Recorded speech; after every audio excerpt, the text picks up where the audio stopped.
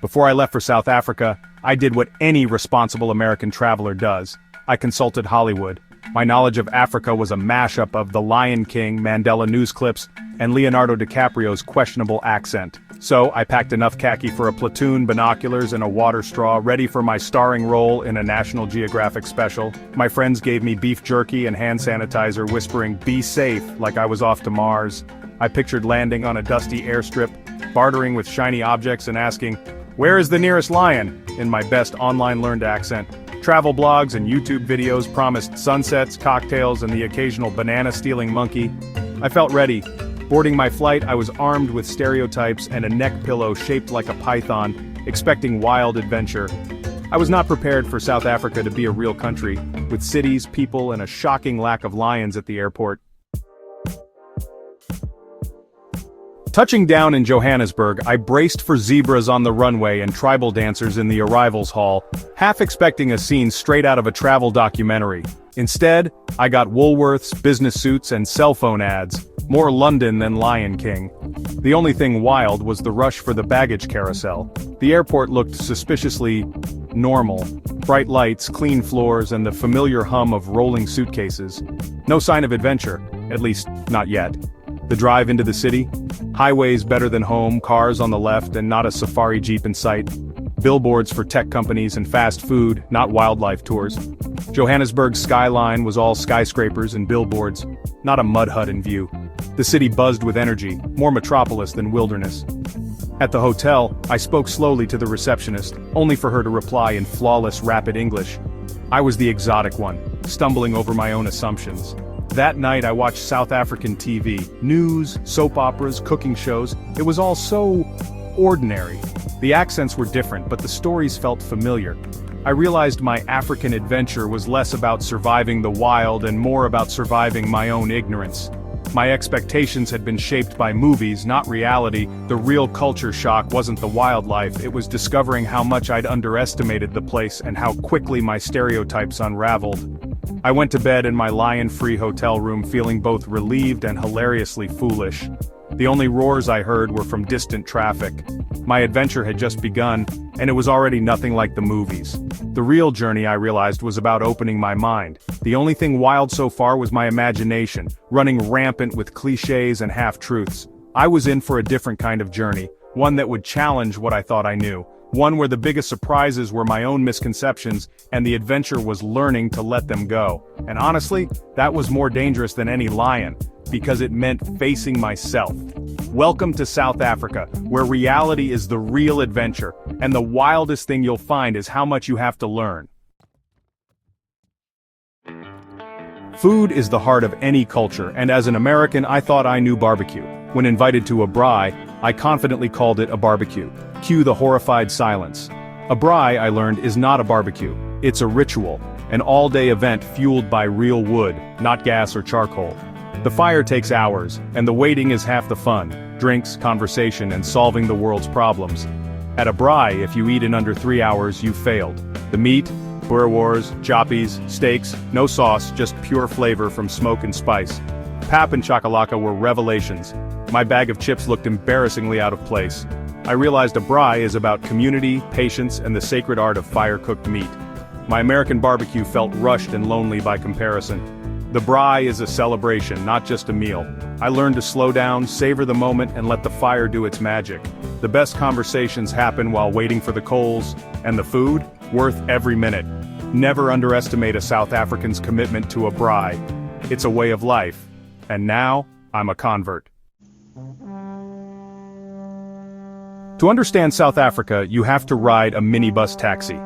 From the outside it's chaos, white vans weaving through traffic, conductors shouting destinations, hand signals everywhere. As an American it looked like a transportation free-for-all, but my local guide explained it's an unofficial, efficient network with its own language of hand signals. The conductor collects money, packs in passengers, and somehow keeps it all moving. My first ride was a sensory overload, blasting music, laughter, and a chain of trust as money passed forward. It felt more like a moving party than public transport. The driver navigated traffic like a pro, finding gaps that didn't exist. In the US, public transport is silent and solitary. Here it's a community on wheels. You learn patience, flexibility, and to expect the unexpected like a snack stop mid-route.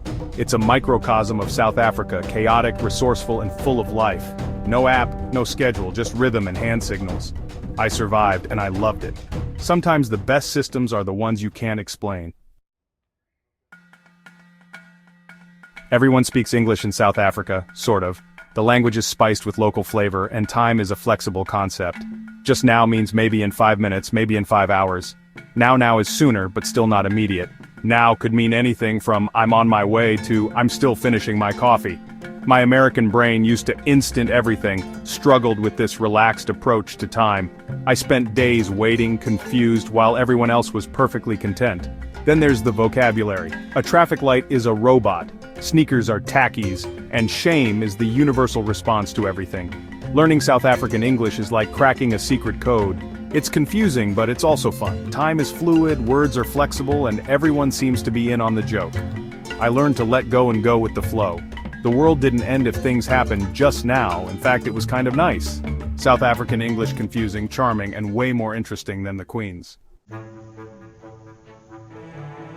I arrived expecting stoic survivors hardened by history, or perhaps the kind of smiling brochure models you see in travel ads. Instead, I found a nation fluent in sarcasm and self-deprecating humor, where wit is as common as sunshine. Here, making fun of you is a sign of affection, a way to bond, break the ice, and show you belong. Humor is a coping mechanism, a way to tackle tough topics without losing hope, and to find light even in the darkest moments. People joke about politics, crime, and daily frustrations with a lightness that's both shocking and endearing, turning hardship into punchlines.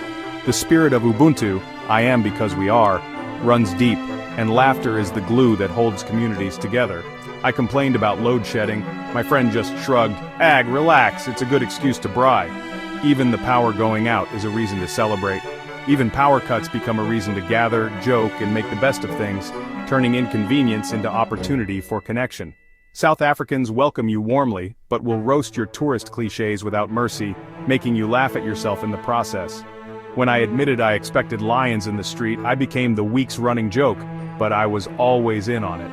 But it was never mean, just inclusive, a way to make you feel part of the family. Humor breaks down barriers and brings people together, no matter where you're from.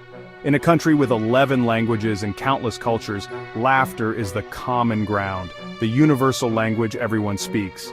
It's how they survive, connect, and thrive, finding joy and resilience in every situation. If you can laugh at yourself, you'll fit right in, and you'll be welcomed with open arms. And you'll leave with a much sharper sense of humor, and a heart a little lighter than when you arrived. The first thing you notice in South African suburbs? Security. High walls, electric fences, and security signs everywhere. It feels like a fortress. My American brain screamed, "Danger!" And I became hyper-aware, clutching my bag and double-checking locks. But then, you get invited inside. Behind the walls, you find warmth, hospitality, and generosity. The barriers aren't to keep people out, they're to create a safe space for connection. Once inside, everyone relaxes. The contrast is striking. It's a national pineapple, spiky outside, sweet inside. People are cautious, but never cold. They'll warn you about risks, then invite you for a week-long braai. It's a dance between caution and community. Once you learn the steps, the walls don't seem so intimidating. The biggest shock wasn't crime or taxis, it was the breathtaking beauty. The media never shows you Table Mountain's view, or the drive along Chapman's Peak, or the fairy tale winelands. They don't mention the kindness of strangers, or the cashier who teaches you Zulu. And yes, I finally did my safari. Lions, elephants, rhinos, all in their wild glory. Seeing them in nature was humbling and unforgettable. The real magic was in the quiet moments. Street art, penguins on the beach, a perfect mango from a roadside stall. South Africa is a land of contrasts, hardship and joy, beauty and challenge. It gets under your skin and changes you. The headlines miss the best parts. You have to see it for yourself. Thinking of visiting South Africa? Here's my hard-earned advice, gathered from plenty of trial, error, and a few embarrassing moments. Leave the khaki at home. Unless you're on safari, you'll look ridiculous and stick out like a sore thumb. Dress like a normal person, not a movie extra. South Africans are stylish but practical. Blend in and you'll feel more at home. Embrace just now, nothing happens immediately, and that's okay. The pace is different here, and learning to go with the flow is part of the adventure.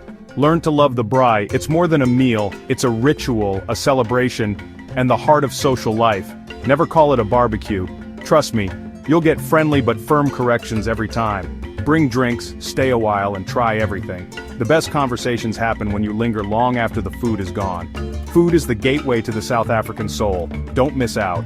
Be adventurous. Every dish tells a story. Develop a sense of humor, preferably sarcastic. Wit is a national pastime, and laughter breaks the ice. If people tease you, it means they like you. Take it as a compliment and join in. Laugh at yourself, ask questions, and let your stereotypes be dismantled. You'll learn more by listening than by assuming. Don't speak slowly and loudly. Everyone speaks English, probably better than you. Relax and enjoy the conversation. Most importantly, open your mind.